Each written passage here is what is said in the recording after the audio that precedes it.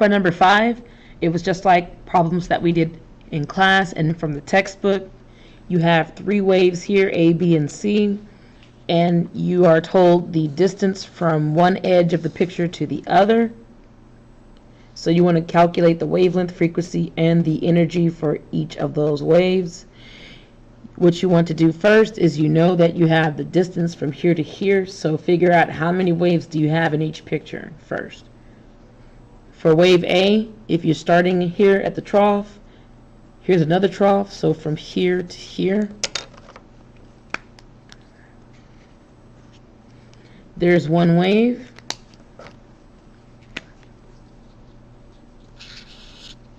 And there's the second. So there are a total of 2 waves in the first picture. For B, if we go from trough to trough, here's one, and then you have another one here, and then here's the next one. So there's 3 waves there. And then for C, if we go from crest to crest, since it starts on the crest, there's 1, here's 2, here's 3,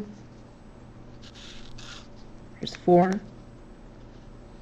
5, and 6. This is good practice to alternate the colors so you can actually see the waves a little better. So to calculate the wavelength for each of them, if you know how long the entire distance is, divide by how many waves there are in each picture. So for A, you would do this distance divided by 2. For B, you would do this distance divided by 3. For the third wave, you would do this distance divided by 6 waves. So you would get for each of them, for A, 1 times 10 to the minus 3 meters. For B, 6.67 times 10 to the minus 4th meters. For C, 3.33 times 10 to the minus 4th meters. I'm ignoring sig figs right now. Yes. There are your wavelengths. For your frequencies, we know that C equals lambda nu. If you rearrange this for frequency, you get frequency equals C divided by lambda. So C is the speed of light. So you want to do the speed of light divided by each lambda. So that means for A, it's the speed of light, which is this number, C, divided by the lambda for A, which is this number here. So when you do that division correctly, just try it out in the calculator. I'm not going to waste your time on camera with that, but you should get 3 times 10 to the 11th power hertz. For B, 4.50 times 10 to the 11th power hertz. And then for C, 9.01 times 10 to the 11th power hertz. For E, energy is Planck's constant times nu. Here's Planck's constant as well. So for each of your nus, your frequencies, just multiply them by h, Planck's constant. In the calculator, you should get 1.99 times 10 to the minus 22nd joules, 2.98 times 10 to the minus 22nd joules, 5.97 times 10 to the minus 22nd joules. So there you go. Each individual answer got you 1/3 of a point, so you have a total of 3 points you can get from this question. Please make sure that you're always putting the proper units. For B, which wave had the longest wavelength? So which one of these is longer? You can look at your data or look at the picture. Obviously, A has longer waves. A had longer waves. Which wave had the highest frequency? So we're looking at how many waves do you think can pass by the quickest in these 3 different pictures? Obviously, wavelength and frequency also have an inverse relationship. So if you have a longer wavelength, you will have the if you have a longer wavelength, then you'll have the shortest frequency. If you have the shortest wavelength, you'll have the highest frequency. So the shortest wavelength here, these waves are the shortest. That means they'll have the highest frequency. So the answer was C. Of course, we know that frequency and energy are direct, so if you have the highest frequency, you have the highest energy. Automatically, the answer was C. What type of radiation does each wave represent? It was something in between IR or a microwave. You get your answer by looking at the spectrum chart that was on the back of the exam, and you can either check the frequencies or check the wavelengths and figure out where you fit, and all of the numbers had you fit in between those two. Each of these on the bottom were worth 1 point each. You got a 1 point regardless of whether you put IR or microwave or both. All right, so which of the following electron transitions, and you have 4 of them here, which of these transitions for a hydrogen atom will have light emit the longest wavelength? There's a lot going on in this question here. So they want you to pretty much figure out which of these 4 transitions give off the longest wavelengths for their lights. And you can either use math quantitatively to figure it out, or you can draw pictures and figure it out qualitatively, so you don't have to do math. I'm going to do the qualitative version first because that's what I naturally did when I did this problem beforehand. If you look at an image of the transitions, we know that for hydrogen, let's say we're just talking about the first 5 energy levels. So here's N equals 1, and then we know there's a big gap. Here's the second energy level. The third energy level has a decreased gap. The fourth energy level has a more decreased gap, and then the fifth energy level has even less space. All right. A is saying the electron is going to go from 5 down to 2. Let's do it like this. Here's A, here's B, here's C, and here's D. Going from 5 to 2, so here's the 5th level, and we're going to go to 2. So we're talking about going from here to 2. I couldn't draw a straight line to save my life. B says going from 4 to 3. So here's the 4th level, 1, 2, 3, 4. So here's the 4th level, and we're going to the 3rd level. C says go from 3 to 1. So here is 3. 1, 2, 3. And we're going to 1. And then D says go from 2 to 1. So here's 2. And we go to 1. So here is the Bohr model, if you will, of where electrons are traveling. The question wants to know which of these 4 gives off the longest wavelength. Now, how can we determine wavelength? What is wavelength? Wavelength is if you look at a wave, wavelength is the distance from one part of a wave to another part of the wave, the same part that repeats. This is wavelength. These are not wavelengths. These are showing you how far an electron has to jump, going from one place to another. How far you are jumping is not the same as how long the wavelength is that's coming out from you jumping. When you make these transitions, as a part of the process, you must release energy. You must release energy. You must release that energy. Released energy. You must release energy. Be delivered. These are not the same as the jumps. So then how do I get the information for wavelength? Well, what we do know is we can first just visually look how far did you have to transition? The farthest you had to transition is C. You're jumping the longest. If you look at how long the actual arrow is, you're jumping farther in the C example. The shortest would be the B example. Okay?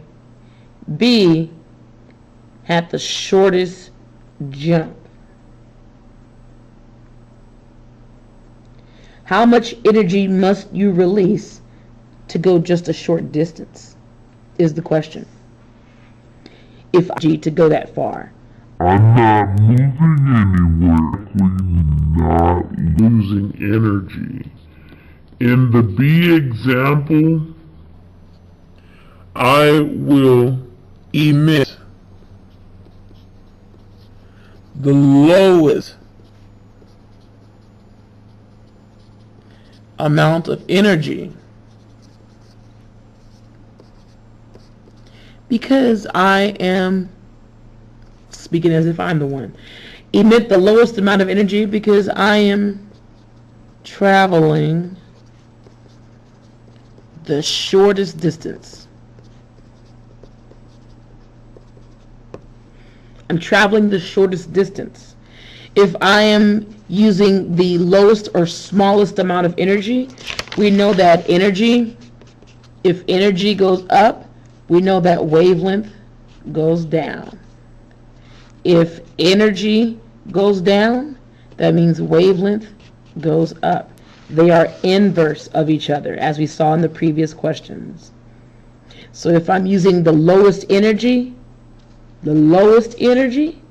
I must be using the longest wavelength. Longest waves. And the question said, which one would have the longest wavelength? So the answer was B. Going from 4 to 3 would have the longest wavelength because of this. And I did no calculations whatsoever for that. That's what it means to answer the question qualitatively. Now, how would I do this quantitatively? Then I'm just going to do the same thing. I just need to actually have numbers to back up my idea. So you don't really have to draw a picture. You're just going to use numbers. What numbers would you use? You'd be using this equation here. Your delta E will equal E final minus E initial. So what you will do is for each of your transitions, calculate your E's. So the E of being in level 5, the E of being on level 4, level 3, level 2, level 1. Okay, how do you get that? That's from this equation here. E equals negative 2.178 times 10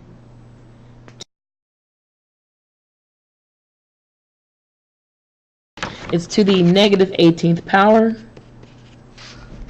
joules times your z squared over your n squared. Okay, if you practice this a lot, then you are used to seeing these things by now. Okay, we're talking about hydrogen, so that means your z equals 1, and then your n's will change depending on which level we're talking about. Okay, you also may have seen that there's an even easier way to do this. When we rearrange this equation, the delta E equation, using some math, we could actually just do it all at one time, putting in the n's, but it's okay if you don't want to do that. We can do this the easy way. So that means e to the 5 would be this number times 1 squared divided by 5 squared. You'll get your answer there.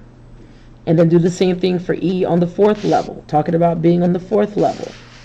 So this number times 1 squared over 4 squared. Do the same thing for 3 over 3 squared, 2 squared, 1 squared. You'll get all these numbers.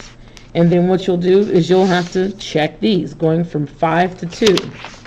So if you're going from 5 to 2, that means your delta E there, going from 5 to 2, would be E final.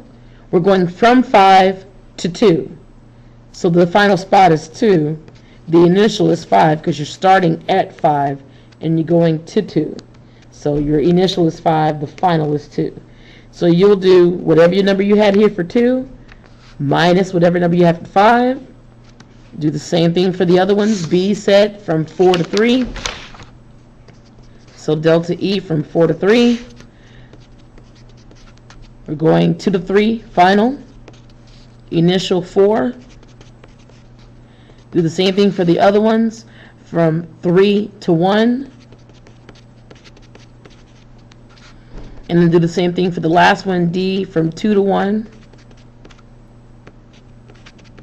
Making sure you have them the right way, because it's final minus initial. So final spots minus initial spots.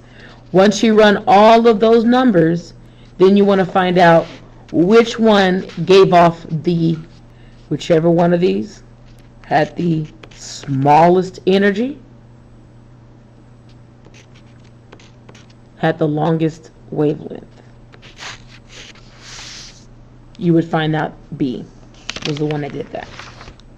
This one here should have the smallest number when you subtract those two. For this problem, you got 2 points for the right answer and 2 points for the justification. So either here or all of your math, 2 points. Okay, so there's a total of 4 points max for this. All right, number 7 was a very tricky problem, but I really liked it. I enjoyed it because it allows you to use a lot of math, and I love math. Okay, but to do this, though, you have to already understand how these equations are connected to each other. So first of all, we're supposed to be trying to look at an excited hydrogen atom that has an electron in the N5 state. So here it is in the N5 state. It's way up there at N equals 5. This excited electron is going to give off some light with this frequency. In order to give off light, you have to transition back to a lower position. The question wants to know, determine that principal quantum energy level for the final state. Or in other words, where did it fall to? In order for it to go from level 5 to level 4, or to go from 5 to 3, or from 5 to 2, or from 5 to 1, it has to give off energy. But they didn't tell us how much energy. They just told us how much the frequency was for that energy. So that change in energy that you're going to release, we got to figure that out. But again, they didn't tell us that. They just told us what the frequency of the energy is. Now we do know that E equals h nu. Energy equals Planck's constant times frequency. So since the change in energy to fall came out as light with this frequency, then the change in energy will equal to that frequency times Planck's constant. Make that connection, okay? Once again, in order for an electron to fall to a lower state, it must give off energy. It must give off some E. But we don't know what that E is. But whatever that E is, that is your delta E. That's change in E. Because that's how much I'm going to lose to fall down. So losing something is a change. So that loss of energy is delta E. But they didn't tell us what delta E is. Instead, they're telling us that your frequency of delta E is this. So we can go from frequency to E by using E equals h nu. So since that frequency is the change in energy, let's call this delta E equals h nu. The change in energy I'm losing to fall will be the frequency of that light that I just lost times h.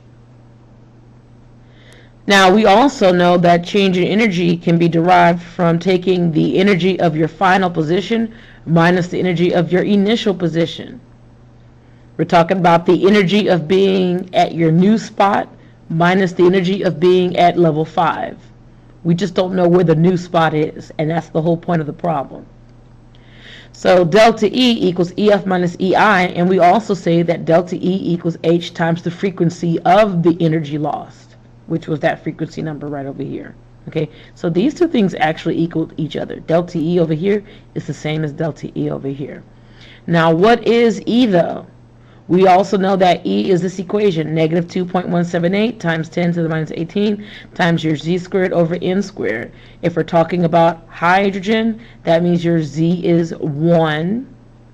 If I want to know how much energy I need to live on level 5, you plug 5 in for your N.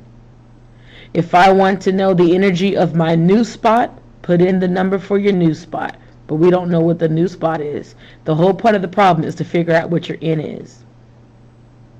Since I do know the spot that I'm starting at, though, I'm starting at 5, I know my initial position here. I know what EI is, the initial spot. Okay? So delta E is EF minus EI. So EF is your final spot. So plug in your equation for E using the final information. Negative 2.178 times 10 to the minus 18 joules times your Z, which is 1, over your final spot. But we don't know what it is. So that's why I left it here. But I called it NF now. That's my final spot. Okay? Stay with me. Stay with me. Don't give up. If you're confused, you rewind and you hear it again. And you point and you pause and then you explain it back to yourself to make sure you got it. And if you don't, you do it again until you get it. This is the information for the final spot. We don't know where the final spot is. So I can't put it in there. I'm just going to put in final squared because I don't know what that number is. Minus your initial, so here's the initial information, negative 2.178 times 10 to the minus 18th power times hydrogen 1 squared over the initial spot. Initially, we were at n equals 5. So we do know what Ni is. Ni is 5. So I can plug 5 squared into there. If I have 5 here, I got 1 here, I got a bunch of numbers, I can do a whole bunch of math to rearrange this junk. Do that if you love it. Go for it. I'd rather organize my equations to make things easier. So what I did on the side was actually, for this whole equation here, delta E is equal to E final minus E initial. I went ahead and condensed it all together. Delta E, since you have this number here in the same spot here, let's take that out. So you have delta E equals negative 2.178 times 10 to the minus 18th. And then what do you have left? This is like FOIL or something from factoring or something. Okay? What you have left, you have the 1 over NF squared minus the 1 over NI squared. So this is a combined equation to make life a little easier. Don't worry about how it looks. Do you know how I got this algebraically? Do you know how to take out common terms or common constants? Do you know how to do that? So once I take this out, now I know whatever my change in energy is, going from level 5 to wherever, that energy that I will lose to go from 5 to wherever is going to be E final minus E initial, which I've simplified to this number times 1 over your final N squared minus 1 over your initial N squared. Initial N, we know initially I'm starting at 5, so we know that 5 goes here. 1 over 5 squared. We don't know where the final spot is. 1 over N final squared. We don't know what that is. This is the whole point of the problem. Find out where that N is. Copy the rest of that. Negative 2.178 times 10 to the minus 18 joules equals delta E. How am I supposed to find this variable if I have a variable over here? Do I know what delta E is? Do I know how much energy I'm losing in this process? Yes, I do. Because the problem tells you not what the energy is you're losing in the process. It tells you what the frequency is of that energy you're losing in the process. Wherever you're falling, you're going to lose some energy. That is your change in energy. We can convert energy. Any energy can be converted to frequency. Whether it's E or delta E, you can convert them both. So to go from delta E to frequency, you have delta E equals Planck's constant times nu. So take the nu they gave you, plug it in here, multiply times Planck's constant, and you will get your delta E. Okay, our nu is 6.90 times 10 to the 14th power, so E14, multiplied times Planck's constant h. Whoop. I have not programmed in h. I'll just type it in myself. 6.626 e negative 34. So here is delta E. That's the frequency from the change converted to how much energy that change was. And that's your number. Delta E equals 4.57 times 10 to the minus 19th power joules. That's how much energy I lost to go from level 5 to some other level. This equals this frequency. How do I go from E to frequency? E equals h nu. So you take the nu that they gave you, multiply times Planck's constant h to get your delta E. That's how much energy that frequency is equal to. And we know that that energy is change of energy. Why am I getting change of energy? Because I changed my spot. I went from 5 to some other level, but I don't know what the level is. But if we know what the delta E is here, I can plug that into here. And now I have all this junk except for one letter. And we use algebra to solve for that one letter. Okay? 4.57 times 10 to the minus 19th power joules, which is my delta E, will be equal to negative 2.178 times 10 to the negative 18th power from here, times 1 over my final n squared minus my initial, because I started at 5 squared. All right, so we have to use algebra. If I want to find this n, of course, you got it inside of this junk here, but it's being multiplied by this junk here. Let's get rid of it by dividing both sides of the equation by that number, 2.178 times 10 to the minus 18th. What we do to one side, we do to the other, minus 2.178 times 10 to the negative 18th power joules. Joules and joules, right? We know that that cancels out, so you divide those two in your calculator. 4.57 times 10 to the minus 19th power divided by negative 2.178 times 10 to the negative 18th power. You get this number here, which is, I'm just going to come down here with it. You get negative 0.208, 4 with a bunch of junk. That's going to be equal to 1 over n final squared minus 1 over 5 squared is 25. There you go. All right. Can we just get rid of the parentheses, though? But whatever. Yeah, let's get rid of the parentheses. Get rid of the parentheses. Bye, Felicia. Bye, Felicia's cousin. All right. So I want to solve for n, but I have 1 over n, and I am subtracting 1 over 25. So let's add 1 over 25 to both sides. So I got 1 over 25 plus this negative number here. Calculador. It's like a machine. 1 over 25. Oops. Y'all didn't see that. 1 over 25 minus that number there. Actually, let's make this easier. Plus the answer that I have in the previous part. And there you go. Right here you get, and you got to make sure you're keeping up with these negatives and positives. 0.168 for junk, whatever, is equal to 1 over nf squared. I need the n though. It's on the bottom. Let's take the reciprocal of both sides to get it to the top. So now you're going to have nf squared equals 1 over this negative 0.1684. Let's find out what this is first before we take the square root. So 1 over that, 1 divided by that,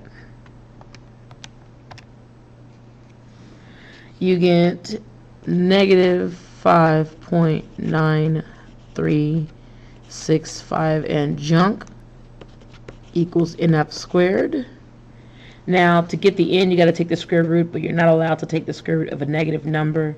I'm pretty sure it is negative because we've done algebraically what we're supposed to do, but we can get rid of the negative because I know that positions are not negative. You can't tell me that I'm moving from one apartment to a house, and I ask you, or what house you moved to, you say the negative third house. No, that makes no sense, okay? So let's just get rid of that negative sign so we can take the square root and be done. So I'm going to get rid of that negative sign, I'm just going to multiply by negative 1. So now it's positive. Now take the square root of that. You get 2.4 junk. Well, Bohr says that you could only be on n equals 1, n equals 2, n equals 3, n equals 4. So what's the closest? I move to the second level. Be set, draw a picture. There it is. I done.